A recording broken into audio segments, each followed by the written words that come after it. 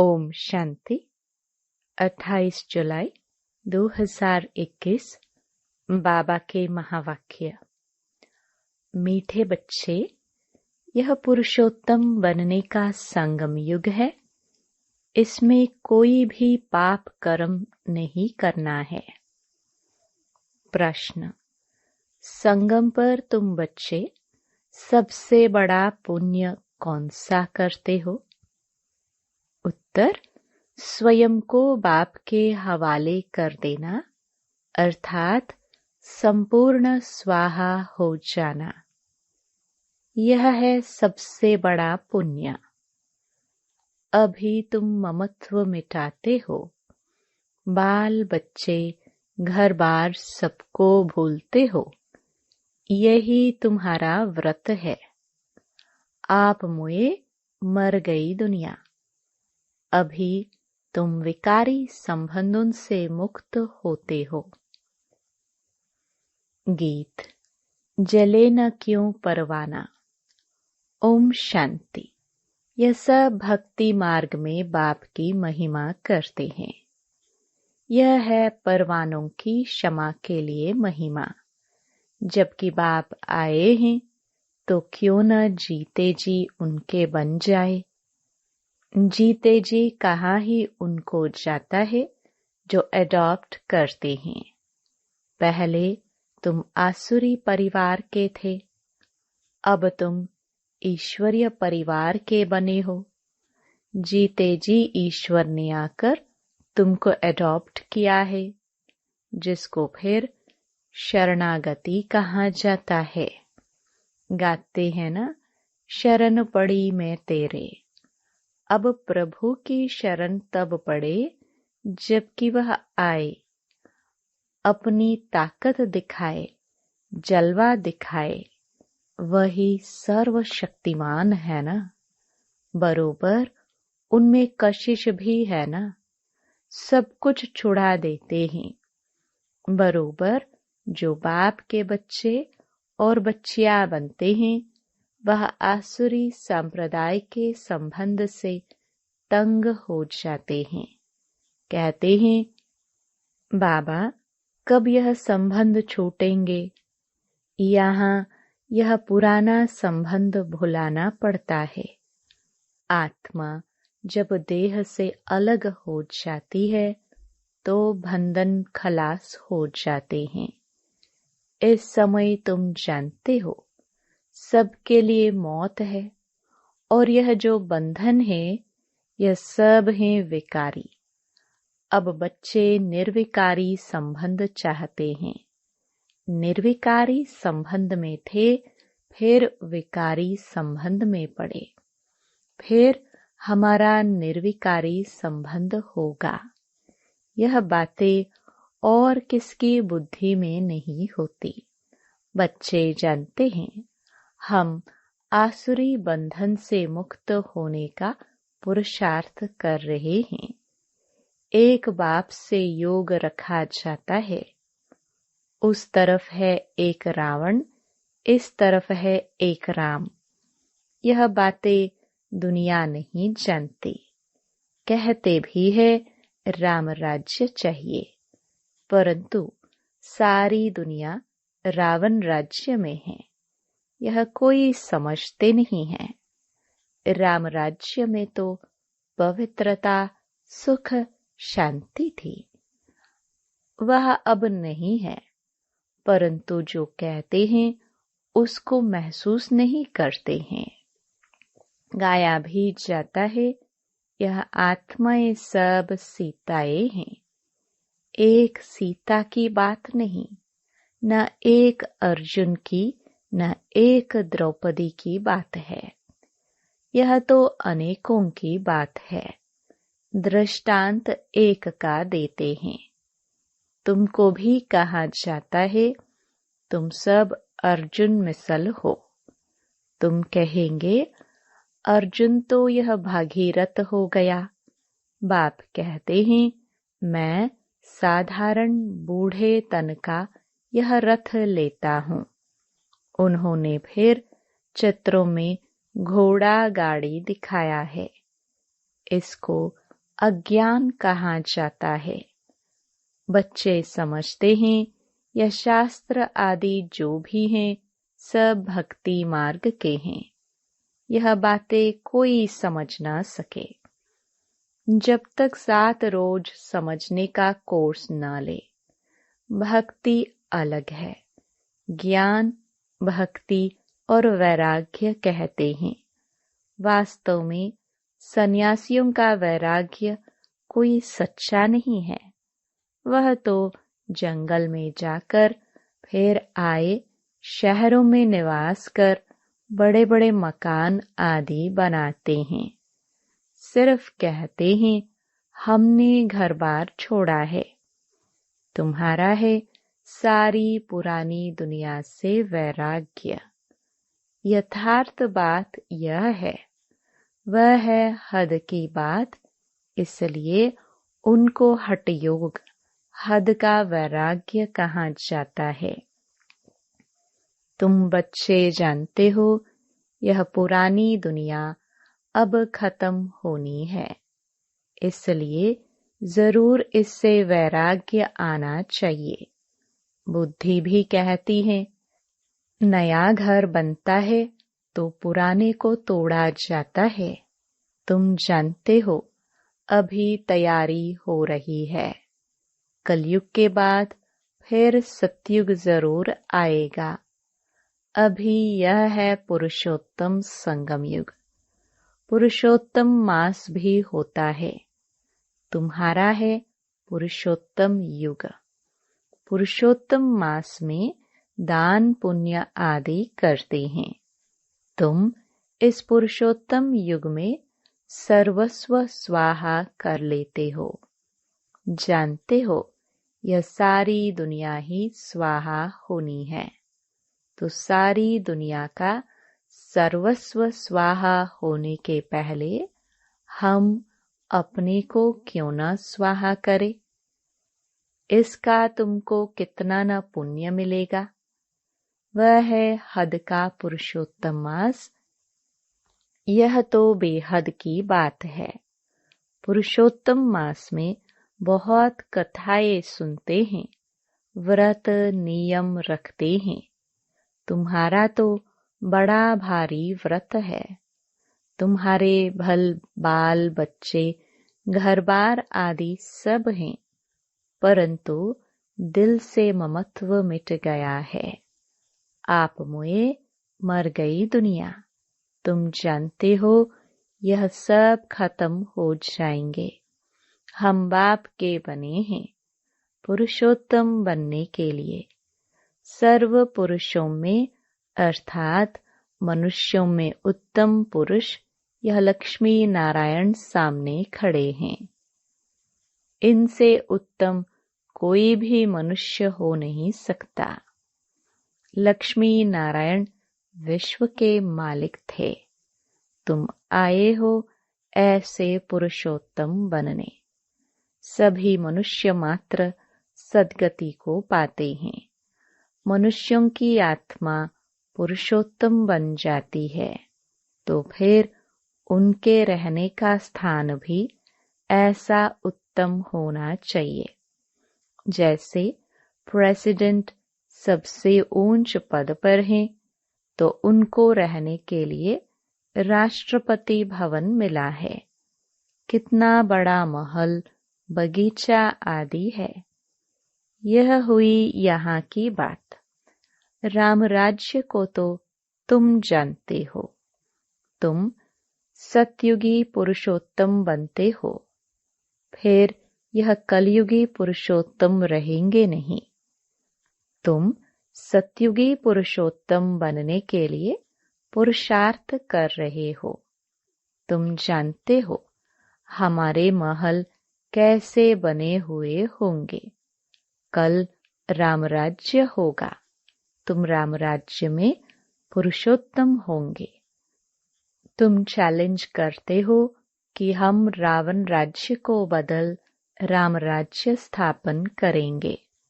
अब चैलेंज किया है तो 1-2 को पुरुषोत्तम बनाना है भविष्य 21 जन्म के लिए। देवताओं की महिमा गाते हैं।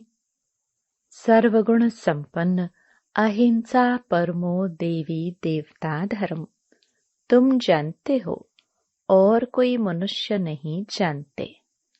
तुम दूसरे जन्म में पुरुषोत्तम बनेंगे, फिर इस रावण राज्य का कोई नहीं रहेगा। अभी तुमको सारा ज्ञान है, अब रावण राज्य ही खत्म होना है। आजकल तो समय का भी कोई भरोसा नहीं है।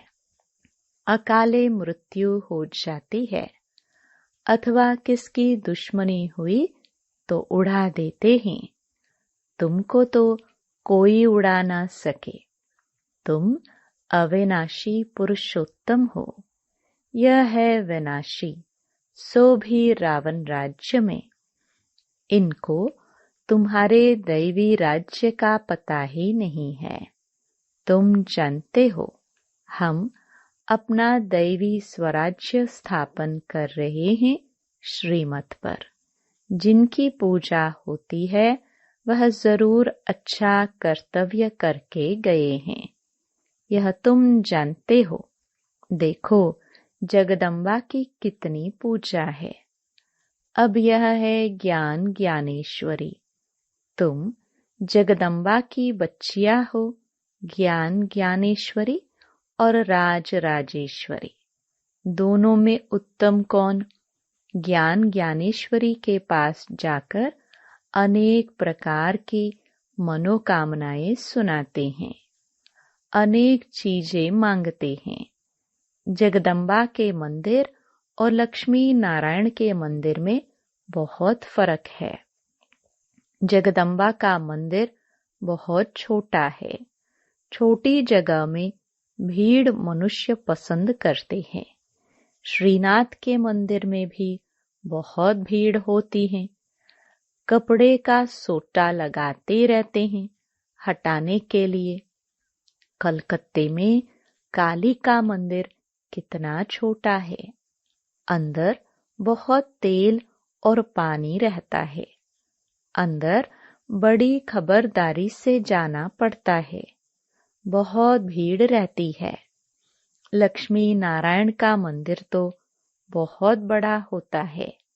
जगदम्बा का छोटा क्यों? गरीब है ना, तो मंदिर भी गरीबी का है। वो साहूकार है तो मंदिर में कब मेला नहीं लगता है। जगदम्बा के मंदिर पर बहुत मेले लगते हैं। बाहर से बहुत लोग आते हैं। महालक्ष्मी का मंदिर भी है, यह भी तुम जानते हो। इसमें लक्ष्मी भी है तो नारायण भी है। उनसे सिर्फ धन मांगते हैं, क्योंकि वह धनवान बनी है ना। यहाँ तो है अविनाशी ज्ञान रतन। धन के लिए लक्ष्मी के पास जाते हैं, बाकी अनेक आशाएं रख जगदम्बा के पास जाते हैं। तुम जगदम्बा के बच्चे हो। सबकी मनोकामनाएं 21 जन्मों के लिए तुम पूरी करते हो। एक ही महामंत्र से सब मनोकामनाएं 21 जन्म के लिए पूरी हो रही है। दूसरे जो भी मंदिर आदि बनाते हैं उनमें अर्थ कुछ नहीं है। बाप समझाते हैं, यह मंत्र भी तुमको क्यों देता हूँ? क्योंकि तुम पतित हो ना। मामेकम याद करेंगे तब ही पावन बनेंगे। यह सिवाय बाप के आत्माओं को कोई कह ना सके। इससे सिद्ध होता है यह सहज राजयोग एक ही बाप सिखलाते हैं। मंत्र भी वही देते हैं। 5000 वर्ष पहले भी मंत्र दिया था। यह स्मृति आई है। अभी तुम सम्मुख बैठे हो। क्राइस्ट होकर गया, फिर उनका बाइबल पढ़ते रहते हैं। वह क्या करके गए? धर्म की स्थापना करके गए। तुम जानते हो शिव बाबा क्या करके गए, कृष्ण क्या करके गए। कृष्ण तो सतयुग का प्रिंस था, जो ही फिर नारायण बना, फिर पुनर्जन्म लेते आए हैं। शिव बाबा भी कुछ करके गए हैं, तब तो उनकी इतनी पूजा आदि होती है। अभी तुम जानते हो राजयोग सिखाकर गए हैं, भारत को स्वर्ग बनाकर गए हैं। जिस स्वर्ग का पहला नंबर मालिक खुद नहीं बने, वह तो श्री कृष्ण बना। जरूर कृष्ण की आत्मा को पढ़ाया, तुम समझ गए हो। कृष्ण की वंशावली तुम बैठे हो। राजा रानी को मात पिता अन्नदाता कहते हैं। राजस्थान में भी राजा को अन्नदाता कहा जाता है। राजाओं की कितनी मान्यता होती है। आगे सब शिकायतें राजा के पास आती थी, दरबार लगती थी। कोई भूल करते थे तो बहुत पछताते थे। आजकल तो जेल बर्ड्स बहुत हैं, घड़ी घड़ी जेल में जाते हैं। अभी तुम बच्चों को गर्भ जेल में नहीं जाना है, तुमको तो गर्भ महल में आना है। इसलिए बाप को याद करो तो विक्रम विनाश होंगे, फिर कब गर्भ जेल में नहीं जाएंगे। वहां पाप होता नहीं है, सब गर्भ महल में रहते हैं। सिर्फ कम पुरुषार्थ के कारण कम पद पाते हैं। ऊंच पद वालों को सुख भी बहुत रहता है। यहाँ तो सिर्फ 5 वर्ष के लिए गवर्नर प्रेसिडेंट मुकर्रर करते हैं। तुम समझा सकते हो कि भारत ही दैवी राजस्थान बना। अभी तो न राजस्थान है और न राजा रानी है। आगे कोई गवर्नमेंट को पैसे देते थे तो महाराजा महारानी का टाइटल मिल जाता था। यहाँ तुम्हारी तो है पढ़ाई। राजा रानी कब पढ़ाई से नहीं बनते हैं। तुम्हारी एम ऑब्जेक्ट है। इस पढ़ाई से तुम विश्व का महाराजा महारानी बनते हो। राजा रानी भी नहीं। राजा रानी का टाइटल त्रेता में शुरू होता है। तुम अभी ज्ञान ज्ञानेश्वरी बनते हो, फिर राज राजेश्वरी बनेंगे। कौन बनाएंगे? ईश्वर। कैसे? राजयोग और ज्ञान से। राजाई के लिए बाप को याद करना है। बाप तुमको स्वर्ग का मालिक बनाते हैं। यह तो बहुत सहज है ना। हेवन स्थापन करने वाला है ही गॉड फादर। हेवन में तो हेवन की स्थापना नहीं करेंगे। जरूर उन्हों को संगम पर पद मिलता है, इसलिए इसको सुहावना कल्याणकारी संगम युग कहा जाता है। बाप कितना बच्चों का कल्याण करते हैं, जो स्वर्ग का मालिक बनाते हैं। कहते भी हैं परमपिता परमात्मा नई दुनिया रचते हैं, परंतु उसमें कौन राज्य करते हैं यह किसको पता नहीं। तुम समझते हो राम राज्य किसको कहा जाता है। उन्होंने तो राम राज्य को लाखों वर्ष दे दिए हैं, कलयुग को 40,000 वर्ष दे दिए हैं। बाप कहते हैं मैं आता ही हूँ संगम पर, आकर ब्रह्मा द्वारा विष्णुपुरी की स्थापना करता हूँ। सत्यनारायण की कथा भी यह है। सतयुग में तुम लक्ष्मी नारायण सर्वगुण संपन्न बनते हो। फिर कला कम होती जाती है। नया झाड़ तब कहा जाता है जबकि स्थापना होती है। नया मकान बनता है तो नया कहेंगे। तुम भी सतयुग में आएंगे तो नई राजधानी होगी। फिर कला कम होती जाती है, स्थापना यहाँ होती है। यह वंडरफुल बातें कोई की बुद्धि में नहीं है। तो बाप ने समझाया है कि सभी आत्माओं के लिए यह युग है पुरुषोत्तम बनने का। जीवन मुक्ति को पुरुषोत्तम कहा जाता है। जीवन बंध को पुरुषोत्तम नहीं कहेंगे। इस समय सब जीवन बंध में है। बाप आकर सबको जीवन मुक्त बनाते हैं। तुम आधा कल्प जीवन मुक्त होंगे, फिर जीवन बंध। यह तुम समझते हो। तुम्हारा व्रत नियम क्या है? बाबा ने आकर व्रत रखवाया है। खान पान की बात नहीं है। सब कुछ करो, सिर्फ एक तो बाप को याद करो और पवित्र बनो। पुरुषोत्तम मास में बहुत करके पवित्र भी रहते होंगे। वास्तव में इस पुरुषोत्तम युग का मान है, तो तुमको कितनी खुशी, कितना नशा होना चाहिए। अब तुमसे कोई पाप कर्म नहीं होना चाहिए, क्योंकि तुम पुरुषोत्तम बन रहे हो। अच्छा, मीठे मीठे सिखिलदे बच्चों प्रति माता पिता बाप दादा का याद प्यार और गुड मॉर्निंग। रूहानी बाप की रूहानी बच्चों को नमस्ते। धारणा के लिए मुख्य सार। पहला, इस पुरुषोत्तम युग में जीवन मुक्त बनने के लिए पुण्य कर्म करने हैं।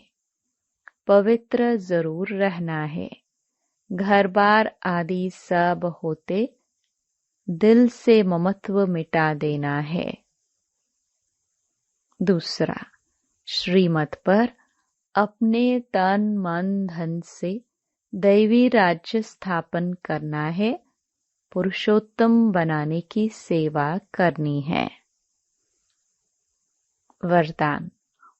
ऑलमाइटी बाप की अथॉरिटी से हर कार्य को सहज करने वाले सदा अटल निश्चय बुद्धि भव। हम सबसे श्रेष्ठ ऑलमाइटी बाप की अथॉरिटी से सब कार्य करने वाले हैं।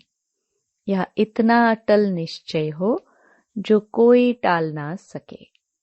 इससे कितना भी कोई बड़ा कार्य करते अति सहज अनुभव करेंगे। जैसे आजकल साइंस ने ऐसे मशीनरी तैयारी की है जो कोई भी प्रश्न का उत्तर सहज ही मिल जाता है, दिमाग चलाने से छूट जाते हैं।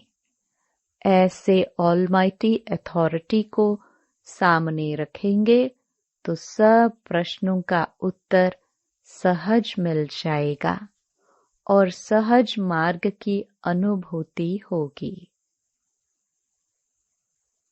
स्लोगन। एकाग्रता की शक्ति परवश स्थिति को भी परिवर्तन कर देती है। Om Shanti. To watch Peace of Mind channel videos on YouTube, subscribe us on youtube.com/TV Peace of Mind. Just a click for a peaceful life.